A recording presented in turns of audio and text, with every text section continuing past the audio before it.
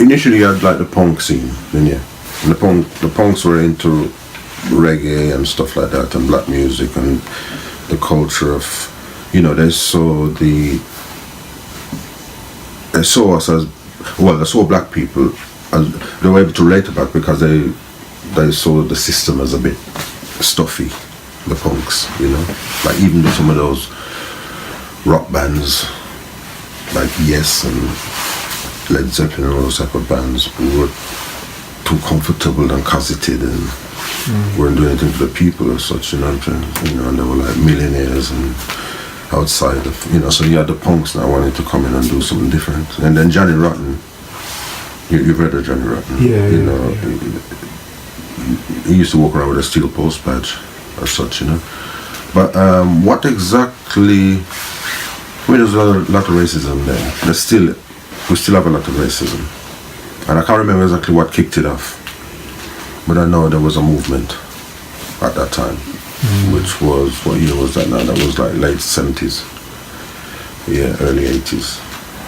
And I think it was around the time as well, actually, when you had the Soslo. The Soslo was about when they used to pick up black people for no reason at all, and so on and so forth. And, you know, one thing led to another, and I guess certain people felt some way about it, and the rock against racism thing, you know, took off.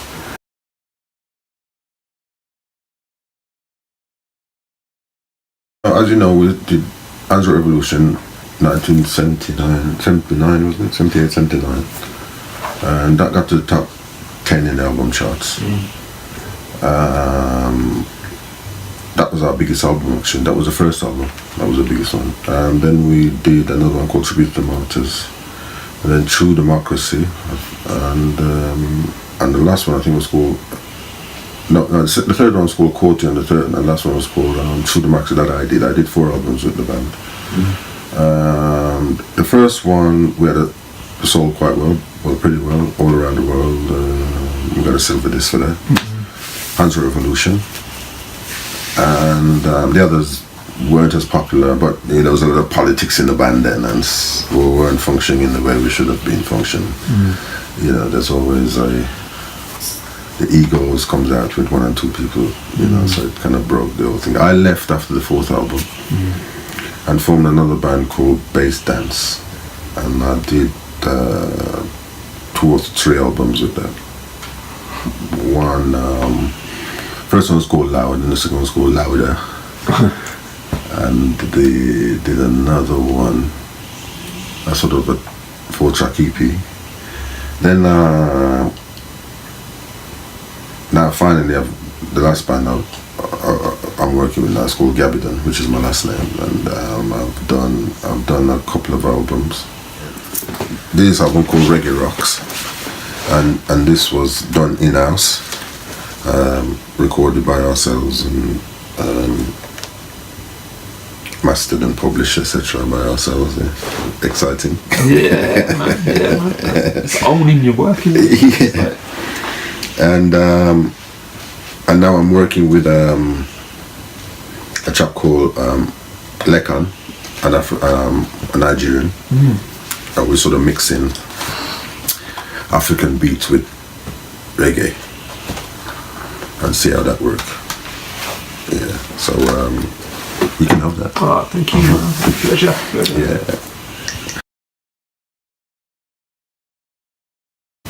Well, when I was in my teens, I thought, what can I do for the world? What can I do? How can I make a change? You know, how can I help? In, you know, what am I here for? You know, what are we here for? You know, so I thought I could go, could get a backpack and tour Europe. You know, hitchhike around Europe and learn more about people and so on. So then I thought, no, that might be a bit tough, me and my own. And so I thought, why don't I just form a band and travel the world that way? Form a band, become famous, and travel the world that way. Wow, yeah. It sounds nice and easy, doesn't it? Why doesn't everybody do that? But you get paid to travel. You get paid to travel, and you don't have to. Everybody, you get looked after, etc. But so I was really lucky when the band took off.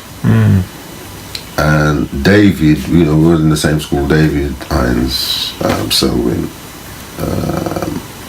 and Fanta Martin was in a different school, and Ronnie was at we formed a band, and we were lucky enough to make it. But that's only because I think, one of the reasons is that we're dedicated. We used to rehearse like 6 days a week, maybe 5 days a week. So we knew what was needed to put in to get out. Because, I had a father who used to tell me that, my dad used to tell me that the more you put in, the more you get out. So, we went on that premise, and then the whole thing took off, luckily, Yeah. So, but we've always wanted to talk about what's going on in the world. Even though I was influenced by my influences, probably slightly different to David's influence, my influence would be people like, Jimi Hendrix, Michael Jackson, Jackson 5, Isley Brothers, anything with guitar, Jeff Beck, all those kind of things, all those kind of artists. So because these kind of artists has fire in their belly. David was a bit more literal into, into writing. We both went to art college, Bourneville Art College, and studied art. But I encouraged David for us to put the band together, and I encouraged him to, write our own songs, etc., and so on and so forth. So we've always been conscious of being aware of what's going on around the world, in the world. I mean, what really got us to get the band out there, I think, was probably Bob Marley and the Wailers, and an album in particular called Catch a Fire album, wherein reggae wasn't just dance music, or you go to a club and you hear, it was actually being taken serious, and that really switched me on. I was at art college then when that came out, and that really switched me on. To say, oh great, they're taking it serious. Let's try and go out there and do it. And Bob was talking about consciousness. People like Burning Spear, and a lot of the Jamaican stuff was, and at the time you had a lot of different stuff as well. A lot of different kind of music. You got Nicky Thomas. You may have people like John Holt at the time. Ken Booth and all, and they were doing more sort of easy listening, lovers more, and then you have like Bob Marley and Burning Spear was talking about our past and our future, and that really turned us on to do something like that. I mean, at the time as well in Answorth, there was a lot of violence at the time. People fighting each other in blues and stuff like that, and then Rasta came about and just changed up the whole dynamics. Within the area. At the time, as I said, you had the sus law, where there was a lot of racial discrimination from the police. Where they would pick people up just like that off the street because you may have locks, or because whatever. And instantly you got short trousers, three-quarter trousers, where you just dress different. But it's not just with black. It wasn't just with the black youth. Obviously, I mean, anytime there's a new generation that comes up and have a new way of going about things, the older generation want to lock them down, they tie them down and keep it. So the punks find themselves at the wrong end of the sus laws as well. Of course, yeah. Well, no, but they weren't picked up as such like the black kids were. But they had issues as well with their parents and authority and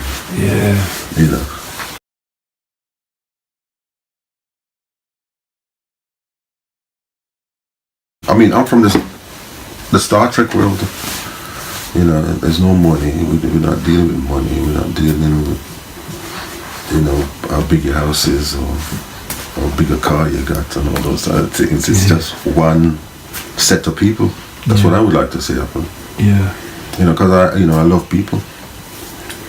You know, I really do. I think things can happen as a team. You know, once you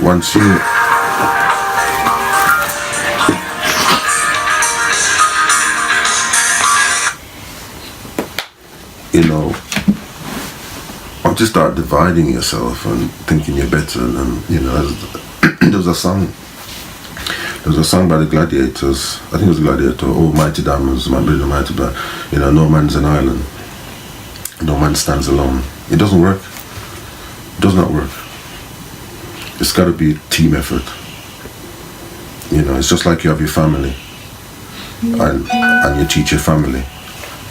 And you know, if you left them to their own resource, chaos. You know, just nothing happens properly. So we need to work together at all times and look after each other, love each other, and you know, like one big village. That's how I see it.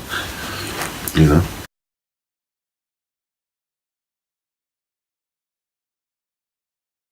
I think that's very important. Very important, because I had a good music teacher who helped me. As I said, he used to take us to the symphony or town hall, I mean. Yeah. And I think it's my right to, you know, to pass it on. It's you know, I mean, children are, you know, like blank piece of slate, aren't they? Yeah. And give them the right education and teach them not to have fear. You know, you're into a winner. You know.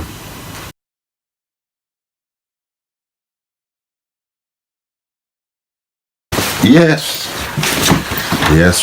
love music, hate racism. Yes, big it up. Yes, what message would you like to tell people then, and the general public? Any messages at all? Come to the show and bring some money with you and see what we can do with passing on the education, forwarding the education, and everything costs a little bit of cash. So you know, we need support. We definitely need support, and your support is more than welcome. And keep supporting. Never say die and never give up.